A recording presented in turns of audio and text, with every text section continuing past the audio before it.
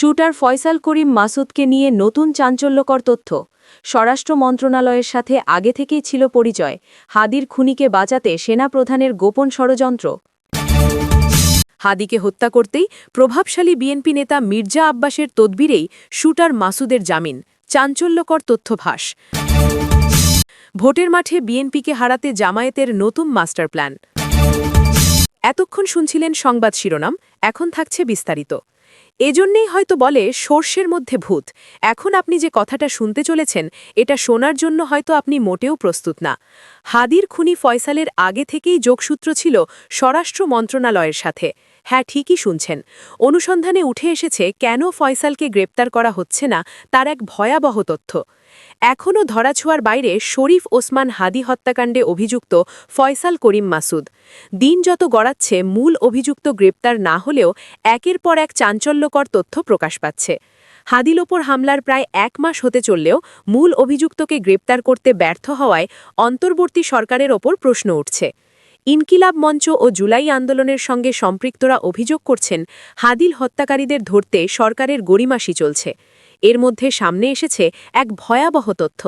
অনুসন্ধানে দেখা যায়, হত্যাকারী ফয়সাল করিম মাসুদ 2025 সালের জানুয়ারিতে প্রকাশিত স্বরাষ্ট্র মন্ত্রণালয়ের অধীন মাদকদ্রব্য নিয়ন্ত্রণ অধিদপ্তরের জনসচেতনতামূলক একটি টিভি বিজ্ঞাপনে অভিনয় করেছিলেন। ফয়সালের অভিনীত বিজ্ঞাপন স্বরাষ্ট্র মন্ত্রণালয়ের অধীনে থাকা মাদকদ্রব্য নিয়ন্ত্রণ অধিদপ্তরের সাইটের সাথে যুক্ত ইউটিউব চ্যানেলের সর্বশেষ 2025 সালের 4 নভেম্বর আপলোড হয়েছে। প্রথমবার আপলোড হয়েছিল 2025 সালের 23 জানুয়ারি, মানে সে স্বরাষ্ট্র বা এই রিলেটেড এজেন্সির সাথে আগে থেকেই পরিচিত থাকার সম্ভাবনা রয়েছে। হাদি হত্যার মাস্টারমাইন্ডদের ধরতে আরও ইজি হয় যদি বের করা যায় কোন এজেন্সি এই বিজ্ঞাপনটি বানিয়েছে। এই নিয়ে প্রবল আলোচনা শুরু হয়েছে সামাজিক যোগাযোগ মাধ্যমগুলোতে। এদিকে হাদিকে খুন করতেই ফয়সালকে জামিনে বের করা হয়েছে বলে ধারণা অনলাইন অ্যাক্টিভিস্টদের। সরকারে বসা কে এই জামিনের জন্য তদবির করেছিল? কোন জজ এই রায় দিয়েছিল? সে কার রিক্রুট করা? কোন আইনজীবী জামিন করেছে? কার চ্যানেলে সে ইনকেলাবে এসেছিল? এদিকে কবির নামে যাকে গ্রেপ্তার করা হলো, তিনি হাদিকে হত্যার জন্য সেন্টারে সেদিন প্রথম অ্যাটেম্প্ট নেয়। সেদিন ফয়সাল সঙ্গে ছিল। ফয়সাল ছাড়া কবিরের কাছেও লিড থাকার হাই চান্স আছে। তার কাছ থেকেও পাওয়া যাবে মাস্টারমাইন্ডদের তথ্য। তবু কেন মামলার অগ্রগতি নেই? নতুন কোনো তথ্য পাওয়া যাচ্ছে না বলা হচ্ছে। এই প্রশ্নগুলোর উত্তর অনুসন্ধানী সাংবাদিকরা জাতির সামনে উন্মুক্ত করলেও অনেক জট খুলে যায়। হাদি হত্যার ঘটনায় এখন পর্যন্ত ফয়সালের বাবা, মা, স্ত্রী সহ 11 জনকে গ্রেপ্তার করা হয়েছে। তাদের মধ্যে 6 জন আদালতে 164 ধারায় স্বীকারোক্তিমূলক জবানবন্দি দিয়েছেন। এছাড়া 4 জন সাক্ষীও আদালতে সাক্ষ্য দিয়েছেন। ফয়সালের সরকারি বিজ্ঞাপনে অংশগ্রহণের বিষয়টি হাদি হত্যাকাণ্ডের সরকারের সাথে তার সম্পর্ক নিয়ে নতুন করে বিতর্ক সৃষ্টি করেছে।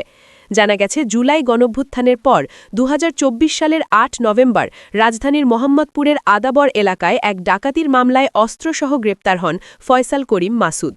ওই ঘটনায় তার বিরুদ্ধে 17 লাখ টাকা লুটের অভিযোগ ছিল। পরে বিতর্কিত এক জামিনে তিনি মুক্তি পান। এমন একজন অপরাধীর সরকারি বিজ্ঞাপনে অংশগ্রহণ এবং তার পরপরই হাদি হত্যাকাণ্ডে ফয়সালের নাম উঠে আসা পুরো ঘটনাক্রমকে আরও প্রশ্নবিদ্ধ করে তুলেছে। এদিকে হাদি হত্যা ঘটনায় অভিযুক্ত ফয়সালকে ধরতে না পারা, তার সেফ ট্রানজিট এবং সরকারি বিজ্ঞাপনে তার অভিনয় সব মিলিয়ে সরকারের প্রতি চাপ বাড়াচ্ছে। দ্রুত সত্য উদ্ঘাটন ও অভিযুক্তকে গ্রেপ্তারের দাবি উঠেছে। এদিকে বিজ্ঞাপন ভিডিওটি সামনে আসার পর ব্যাপক আলোচনা সৃষ্টি হওয়ায় 3 জানুয়ারি সকাল 11টা নাগাদ মাদকদ্রব্য নিয়ন্ত্রণ অধিদপ্তরের অফিসিয়াল ইউটিউব চ্যানেল থেকে ভিডিওটি সরিয়ে দেওয়া হয়। এদিকে ওসমান হাদি হত্যাকাণ্ড এখন আর শুধু একটি অপরাধের ঘটনা নয়, এটি ক্রমেই রূপ নিচ্ছে একটি রাজনৈতিক বিস্ফোরণে। কারণ এই হত্যার পেছনে বিএনপির জ্যেষ্ঠ নেতা মির্জা আব্বাসের সংশ্লিষ্টতার অভিযোগ এখন রাজনৈতিক অঙ্গনে জোরালোভাবে উচ্চারিত হচ্ছে। যার অন্যতম একটি কারণ হিসেবে দেখা হচ্ছে বিএনপিপন্থী আইনজীবী ওসমান হাদির হত্যাকাণ্ডের সাথে জড়িত ফয়সাল করিম মাসুদের জামিন করানো। আলোচনায় এসেছে 2024 সালের 8 নভেম্বর বিদেশি পিস্তল সহ ফয়সালের গ্রেফতারের পর জামিনে বেরিয়ে আসার খবর।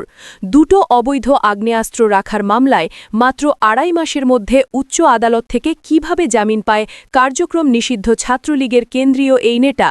পর্দার আড়ালে কে ছিল সেই মাস্টারমাইন্ড যে হাদিকে হত্যা করার জন্য তাকে জামিন করালো? হাদি গুলিবিদ্ধ হওয়ার পর সবচেয়ে বেশি সমালোচনার খোরাক হওয়া ওই শুটারের মামলার নথিপত্র মানবজমিনের হাতে এসেছে। এরই মধ্যে অ্যাটর্নি জেনারেল অফিস থেকে সংশ্লিষ্ট আদালতের ডেপুটি অ্যাটর্নি জেনারেলের কাছে শুটার মাসুদের জামিন শুনানিতে রাষ্ট্রপক্ষ জামিনের বিরোধিতা করেছিলেন কিনা এ বিষয়ে জানতে চেয়ে চিঠি দিয়েছেন। গতকাল ডিএজি চিঠির জবাব ও ব্যাখ্যা দিয়েছেন। ব্যাখ্যায় তিনি বলেছেন তারা জামিনের বিরোধিতা করেছেন, আপিল করতে নোটও অ্যাটর্নি অফিসে জমা দিয়েছেন। কিন্তু নোট জমা দেওয়ার বিষয়টি নথিপত্রে পাওয়া যায়নি। আদালত সূত্র জানায়, গ্রেফতারের পরপরই সিএমএম আদালতে জামিনের চেষ্টা করে মাসুদ। ব্যর্থ হয়ে ঢাকা মহানগর দায়রা জজ আদালতে জামিন আবেদন করেন। উভয় আদালতই জামিন নামঞ্জুর করেন। পরে শুটার ফয়সাল করিম মাসুদের স্বজনরা উচ্চ আদালত থেকে জামিন নিতে বিভিন্ন আইনজীবীর সঙ্গে যোগাযোগ করেন। হঠাৎ করেই নিম্ন আদালতের আইনজীবী সোহাগ হোসেন রনির মাধ্যমে উচ্চ আদালতের আইনজীবী মো মাহফুজুর রহমানের সন্ধান পান। আইনজীবীর কথামতো ফাইল করেন মাহফুজুর রহমান। এরপর চলতি বছরের 16ই ফেব্রুয়ারি হাইকোর্টের বিচারপতি মোহাম্মদ আলী ও বিচারপতি শেখ তাহসিন আলীর বেঞ্চে শুটার মাসুদের জামিন চেয়ে আবেদন করা হয়। আবেদনের পক্ষে শুনানি করেন অ্যাডভোকেট কায়সার কামাল আর তাকে সহযোগিতা করেন অ্যাডভোকেট মো মাহফুজুর রহমান। শুটার মাসুদের জামিনকারী আইনজীবী হিসেবে বিএনপির আইন সম্পাদক ও জাতীয়তাবাদী আইনজীবী ফোরামের ব্যারিস্টার কায়সার কামাল এবং বিএনপির সাবেক ছাত্রদল নেতা মো মাহফুজুর রহমানের নাম আসলেও তারা দুজনেই জামিন করানোর বিষয়টি অস্বীকার করেন। রাজনৈতিক পর্যবেক্ষকদের একাংশ বলছেন, ওসমান হাদি সাম্প্রতিক সময়ে দলের ভেতরে একটি আলাদা অবস্থান তৈরি করছিলেন।